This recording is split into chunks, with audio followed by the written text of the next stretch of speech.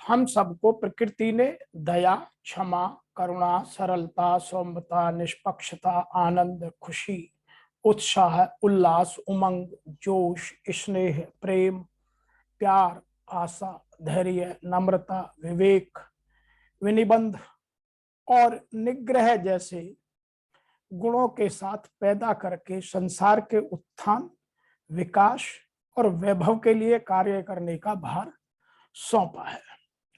किंतु हम क्रोध, लोभ, मोह, ईर्ष्या, निराशा, संशय, आलस्य, द्वेष से ग्रसित होकर अपने अंदर कुछ कुरीतियां पैदा कर लेते हैं जो रावण में भी थी, और रावण उन कुरीतियों के रहते हुए अपने आप को सुधार नहीं पाया। और आज जो हम सुंदरकांड से आत्मविश्वास जगाने का क्रम में भाग 8 बना रहे हैं, उसमें आज मंदोदरी, विभीषण और रावण, मुख्यतः इन 3 संवादों की ही बात करेंगे। मंदोदरी रावण संवाद, विभीषण रावण संवाद और उनके नाना माल्यवान और रावण का संवाद। तो इन्हीं पर चर्चा कर आज प्रमुखतः इन दोहा नंबर 36 से 40 तक में क्या विशेष रूप से हमें अपने आत्मविश्वास को जगाने या विकसित करने के लिए सिखाया गया है, बताया गया है, समझाया गया है, उसे समझेंगे। पहले बात करते हैं कि रावण ने वो अपनी 10 बुराइयां कौन सी पैदा कर ली थी जो हमारे अंदर भी हैं। हमें अपने अंदर के रावण को समझना और ठीक करना होगा, तब सुंदरकांड के पढ़ने की, समझने की सार्थकता इस जग में अच्छी मानी जाती है। सबसे पहला है काम, लस्ट। दूसरा है क्रोध, एंगर। तीसरा है मोह, अटैचमेंट। चौथा है लोभ, ग्रीड। पांचवा है मद, एरोगेंस। छठवीं है ईर्ष्या, जेलिसी। सातवां है स्वार्थ, सेल्फिशनेस। आठवां है इनजस्टिस, अन्याय। नौवां है क्रूअलिटी, दानवता, कृपणता। और नंबर 10 जिस पर रावण सबसे ज्यादा माना जाता है वो है अहंकार, ईगोस्टिक होना। तो यही हमारा रावणीय स्वरूप है। रावण कोई अलग से व्यक्ति था नहीं, मैं उस पर चर्चा नहीं करने की बात करता हूं, लेकिन ये हमारा रावणीय स्वरूप है। इसी को ठीक करने के लिए हमें सुंदरकांड को ठीक से समझना आवश्यक है, और आज हम यही कोशिश आपके साथ कर रहे हैं। सुंदरकांड एक प्रबंधकीय काव्य है जिसमें जीवन प्रबंधन की हर समस्या का विवरण, उसका कारण तथा उसका निदान बताने की कोशिश की गई है। हम उसे कितना समझते हैं यह हमारे विवेक पर, हमारी बुद्धि की तीव्रता पर निर्भर करता है। तो आज हम दोहा 36 से 40 तक की व्याख्या में इस बात को समझने की कोशिश करते हैं। सबसे पहला है, जब हनुमान जी लंका को जलाकर माता सीता से उनकी चूड़ामणि लेकर वापस चले गए तो लंका में राक्षस उनसे डरने लगे, और उनका डर यहां तक फैल गया कि जब उन्हें यह मालूम हुआ कि समुद्र के उस किनारे पर राम सेना युद्ध के लिए आ गई है तो उनमें डर घुस गया। वहां निशाचर रहे सशंका, जब ते जार गयो कपिलंका। तो शंका जो है हमारे अंदर, हमारे कुंठा में बदल जाती है और वह हमें कहीं उठने नहीं देती है। तो प्रत्येक राक्षस इस बात से कुंठित था, इस बात से शंकित था, भयभीत था कि हनुमान जी ने लंका के कई शास्त्रागारों, सुरक्षा परकोटों, दीवारों, भवन और महलों इत्यादि को आग में जला दिया। इससे लंका नगरी को अत्यधिक नुकसान हुआ, जिससे कई मंत्रियों के महल और उनके काम करने के स्थल जलकर भस्म हो गए। इसीलिए राक्षसों में हनुमान जी के प्रति भय घुसा हुआ था, और जब उन्होंने सुना कि उस पार आ गई है तो वो बहुत दुखी हुए। और राक्षसों से जब यह खबर पहुंचते पहुंचते मंदोदरी तक पहुंची तो मंदोदरी भी बहुत दुखी हुई, और मंदोदरी ने रावण को बहुत सारी नीति परक बातें समझाने की कोशिश की। यहाँ बाबा तुलसीदास जी ने लिखा है, रहस जोरी कर पति पग लागी, बोली वचन नीति रस पागी। तो उन्होंने बहुत सारी नीति परक बातें रावण को समझाने की कोशिश की, और यही मंदोदरी रावण संवाद हमारे लिए अति महत्वपूर्ण है। जिसने इन संवादों को ठीक से समझकर अपने रावण को पहचान लिया, वह ठीक कर सकता है। तो यहाँ मंदोदरी जी ने रावण को यह बताया कि हमारी राक्षस कुल की जाति इतनी घबरा गई है कि हनुमान जी का नाम सुनते ही उनके गर्भ ग्रसित हो जाते हैं, गर्भ गिर जाते हैं, और आप उससे लड़ाई करना चाह रहे हैं तो आप सीता जी को इज्जत के साथ लौटा दीजिए, और यदि आप नहीं लौटाएंगे तो यह हमारे लिए बहुत विषय हो जाएगी, हमारे लिए बहुत कठिन बन जाएगा। कैसे कठिन बन जाएगा? जैसे सांप किसी मेंढक को खा जाता है, उसी तरह से राम के बाण हम सबको खत्म कर देंगे। तो उन्होंने यहाँ समस्या भी बताई कि आपका जो ये अहंकार है, आपका जो लोगों को ठीक से ना समझने की भूल है, वह आपको कुंठा की ओर ले जा रही है, अहंकार आपको सुनने नहीं दे रहा है। तो यहाँ बाबा तुलसीदास जी ने एक बात, बहुत मस्त बात लिखी है। श्रवण सुनी सठता करिबानी, व्यसा जगत विदित अभिमानी, सुबह सबाऊ नारी कर साचा, मंगल कौं कह भय अति कांचा। रावण उल्टा मंदोदरी को बोलता है कि मैंने शास्त्रों में सुना है कि नारी का मन बहुत डरपोक होता है, और आज मैंने देख भी लिया कि तुम त्रिभुवन विजेता रावण की पत्नी होकर और एक छोटे से मानव से डर रही हो, तो अपने अहंकार के कारण राम के असली रूप को नहीं देख पा रहा है। तो यहाँ यह हमारे लिए बड़ी विचित्र स्थिति है, और रावण अपनी पत्नी को अपने गले से लगाकर और फिर अपने बात को टालते हुए अपने ममता अधिकाई, अस कही व्यसिताई उरलाई, चले सभा ममता अधिकाई। तो वह जब मंदोदरी उसको बहुत समझाती है, तो वह मंदोदरी को ममतापूर्ण बातें करके अपने सीने से लगाकर और अपने महल को बात को टालते हुए चला जाता है, उसकी बात को सुनता नहीं है। यह अहंकार की पहली निशानी है। दूसरी, हम जब बात कर रहे हैं तो इसमें एक बात और हमारे समझने की है। जो यहाँ सबने कहा कि राम की सेना उस पार आ गई है, आपको इस पर विचार करना चाहिए, तो जो रावण के सेनापति हैं, जो रावण के सचिव हैं, जो रावण के प्रिय अपने हैं, वो उल्टा कह रहे हैं कि आपको डरने की आवश्यकता नहीं है, आने दीजिए उनको, राक्षसों का भोजन बन जाएंगे वो बानर। यहाँ लिखा है, बूझ सचिव उचित मत कहूं, ते सब हसे मस्ट कर रहे हूं, जिते उसुरासुर तब श्रम नाही, नर बानर के ही लेखे माही। तो यहाँ जो सुंदर कांड का प्रमुख सार है वह समझने को हमें मिलता है।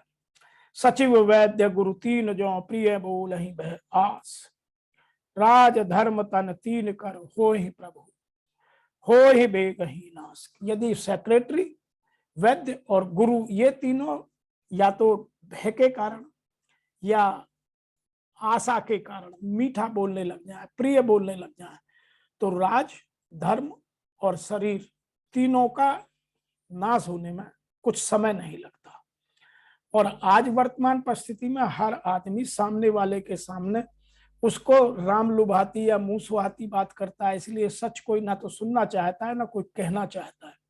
तो यह आज समाज में रावण का रूप सबसे अधिक देखने को मिलता है, क्योंकि हम सब सामने वाले के मन के अनुसार, उसकी नीति के अनुसार, उसकी चॉइस के अनुसार बात करने लगे हैं, क्योंकि हम सत्य कहना शायद भूल गए हैं। तो रामचरितमानस का सुंदर कांड हमें यह बताता है कि हमें सत्य बोलना चाहिए, समस्या को ठीक से समझना चाहिए, तब आत्मविश्वास आगे बढ़ता है। यहाँ दो संवाद, एक संवाद माल्यवान या माल्यवंत और रावण, दूसरा विभीषण और रावण के बीच का संवाद भी बहुत प्रमुख है। विभीषण ने रावण को बहुत समझाने की कोशिश की। विभीषण हमारे मन के अच्छे विचार है और रावण वही उन 10 बुराइयों से ग्रसित हमारे विचार है। तो विभीषण जी ने हमारे अच्छे विचारों ने बुरे विचारों को समझाने के लिए यहाँ तक कहा, जो आपन चाहे कल्याण सुजस सुमति शुभ गति सुख नाना, सो पर लार लिलार गुसाई, तदौ चौथ के चंद्र की नानी। कि आप सीता जी को इतनी जल्दी छोड़ दीजिए जैसे चौथ के चंद्रमा को कोई नहीं देखता, क्योंकि सुंदरकांड उपमाओं, समासों, अलंकारों का प्रबंध की यह काव्य है। तो यहाँ हर चीज की ऐसी अनुपम उपमा दी गई है ताकि वह कभी किसी भी समय में बदले ना। तो चौथ का चंद्रमा उस जमाने में जब तुलसीदास जी ने यह रामचरितमानस और सुंदरकांड लिखा था तब भी तयाज्य था और आज भी तयाज्य है। आगे उन्होंने लिखा है, काम क्रोध मद लोभ सब नाथ नरक के पंथ, सब पर हर रघुवीर ही भजई भजई ये संत। कि जिनमें काम क्रोध मद लोभ ये सब आ जाते हैं, सब ये नरक के रास्ते हैं। और ऐसा जो संत जन है, जो अच्छे लोग हैं, वो गाते हैं, भजते हैं, लोगों को बताते हैं कि राम नाम लेने से या हरि का भजन करने से यह सब दूर हो जाते हैं। उन्होंने यहाँ यह भी समझाने की कोशिश की अपने संवाद से कि आप उनके रूप को समझिए। तात राम नहीं नर भूपाला, भुवनेश्वर कालम कर काला। कि भाई राम कोई साधारण नर नहीं है, साधारण मानव नहीं है, वह भुवनेश्वर है, इस सब का मालिक है, और वह ब्रह्म है, अनामय है, अजय है और अनंत है, वह संसार का मालिक है। लेकिन रावण है कि उस बात को मानना ही नहीं चाहता है। और उन्होंने समझाते समझाते इतनी विनती कर डाली कि बार बार पद लागऊ विनऊ करे दसीस, पर हरिमान मोह मद भजऊ कौशलाधीश। कि मैं आपको बार बार विनती करता हूं कि ये सब छोड़ दीजिए, मान को, मोह को, अहंकार को, और केवल कौशलाधीश को भजिए। और ये मैं ही नहीं कर रहा हूं, मुनि पुलस्त निज शिष्य शन कही पठई यह बात। कि हमारे जो कुल के बड़े हैं पुलिस ऋषि, उन्होंने अपने प्रिय शिष्य को कहकर यह बात मुझ तक कहलवाई है, और मैंने मौका लगते ही आपको यह बात बता दी है। तो कम से कम हम अपने पूर्वजों का कहना तो माने। तो यहाँ बहुत सारी बातें हमें समझाने की सुंदरकांड कोशिश करता है। यहाँ एक बात और है जो मैं बार बार कहने की कोशिश कर रहा हूँ कि यहाँ एक करैक्टर है मालवंत, जो इनके प्रमुख सेनापति भी थे और इनके एक प्रमुख रिश्तेदार भी थे। यहाँ लिखा है, मालवंत अति सचिव शयाना, तासु वचन सुनि अति सुख माना। जब मालवंत जी ने विभीषण जी के इस तरह के विचार सुने तो उनको बहुत अच्छा लगा। और तात अनुज सब नीत विभूषण, सो उर्धरऊ सो कहत विभीषण। उन्होंने कहा कि जो विभीषण तुम्हारा छोटे भाई बात कह रहे हैं यह बड़ी उचित है, यह बड़ी नीति संगत है, यह हम सबकी भलाई के लिए है। तो रावण को गुस्सा आ गया, क्योंकि जब हम गुस्से में भरे होते हैं तो हमें अच्छी चीजें पसंद नहीं लगती हैं। हमें जो हमारी जिद है, हमारी जो अपनी सोच है, जो हमारी कुमति है, हमें वही सुमति लगने लगती है। तो यहाँ मालवंत के समझाने के बाद भी उन्होंने इस बात को नहीं समझा और क्या कहा, रिप उत्कर्ष कहत सठ दो, दूर न करऊं यहाँ यह कोई। उन्होंने कहा यहाँ कोई ऐसा है जो इन दोनों को मुझसे दूर भगा दे। तो यह सुनकर माल्यवंत गयऊ बहोरी, कहे विभीषण पुनकर जोरी। तो मालवंत तो इतना सुनकर कि अब आगे बेइज्जती होगी, हमारी कोई रेस्पेक्ट होने वाली नहीं है, अपने घर चले गए। लेकिन विभीषण ने पुनः प्रयास किया। ऐसे ही हमारे जब नकारात्मक प्रभाव हम पर हावी होते हैं तो बार बार हमारे सकारात्मक प्रभाव आकर हमें बार बार झकझोरते हैं, लेकिन हम उनको हवा में उड़ाते रहते हैं और उनकी सुनते नहीं हैं। तो यहाँ विभीषण जी ने जो बात कहने की कोशिश की है सुंदरकांड ने, वह उसे बड़े मार्मिक और मनोवैज्ञानिक ढंग से हमें समझाने की कोशिश की है। सुमति कुमति सबके उर रही, नाथ पुराण निगम अस कहीं। कि सुमति और कुमति, पॉजिटिव थॉट्स और नेगेटिव थॉट्स हर आदमी के अंदर पैदा होते हैं, सदैव रहते हैं, ऐसा हमारे शास्त्र लिखते हैं। भगवान ने कोई ऐसा मनुष्य या ऐसा कोई जीव पैदा नहीं किया जिसमें केवल बुराई बुराई हो, जिसमें कुमति हो। उसका प्रयोग हम जानते हैं या नहीं जानते हैं यह अलग बात है। अदरवाइज सब में सुमति और कुमति दोनों होती है। हम किसका पोषण करते हैं यह हम पर निर्भर करता है। तो हमें सदैव नकारात्मक चीजों को छोड़कर सकारात्मक चीजों को आगे बढ़ाना चाहिए। लेकिन हम लालच में, द्वेष में, आलस्य में उन चीजों को आगे बढ़ाते हैं जो कुमति की संज्ञा में आती है या मुझे पसंद लगती है। जहां सुमति तह संपत्ति नाना, जहां कुमति तह विपत्ति निदाना। विभीषण जी ने रावण को यह भी बताया कि जहां सुमति है वहां हर तरह की संपत्ति, संपदा, वैभव, खुशहाली मौजूद है, फैली हुई है। और जहां कुमति है वहां परेशानी है, वहां संशय है, वहां कष्ट है, वहां विपत्तियां ही विपत्तियां हैं। इसीलिए बार बार हमारे पॉजिटिव थॉट्स हमें नेगेटिव थॉट्स की तरफ जाने से रोकते हैं। लेकिन हमारा खुद का लालच, हमारा खुद का अपना लोभ, अपना मोह, अपना क्रोध, अपना अहंकार खींचकर उन्हें वहीं ले जाता है। आगे यहाँ उन्होंने एक बहुत अच्छी कही। तात चरण गही मांगऊ, राखऊ मोर दुलार, सीता दे राम कहू अहित न हो तुम्हार। कि मैं आपको कह रहा हूं कि आप मुझे दुलार से अपने साथ रखिए, अपने पास रखिए, मुझे दूर मत भगाइए, मुझे लंका से बाहर मत फेंकिए। और मैं आपको बार बार कह रहा हूं कि जब तक आप सीता को, रामचंद्र को नहीं लौटा दोगे, राम को नहीं लौटा दोगे, तब तक आपका कल्याण होने वाला नहीं है। इसीलिए हम जब तक नकारात्मक विचारों को नहीं त्याग देंगे तब तक हमारा कल्याण होने वाला नहीं है।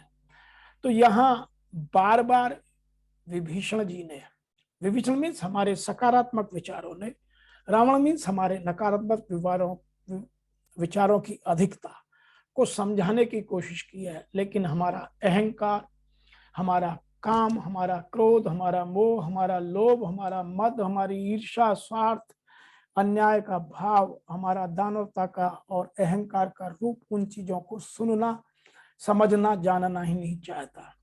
अतः हमें सुंदरकांड के माध्यम से इन चीजों को अपने अंदर समावेश कर इनका पठन, अध्ययन, चिंतन, मंथन और अपनी बुद्धि और विवेक का पालन कर अपनी बुराइयों को दूर करने के लिए आवश्यक है। अतः सुंदरकांड हमें यह सब समझाने का प्रयास करता है।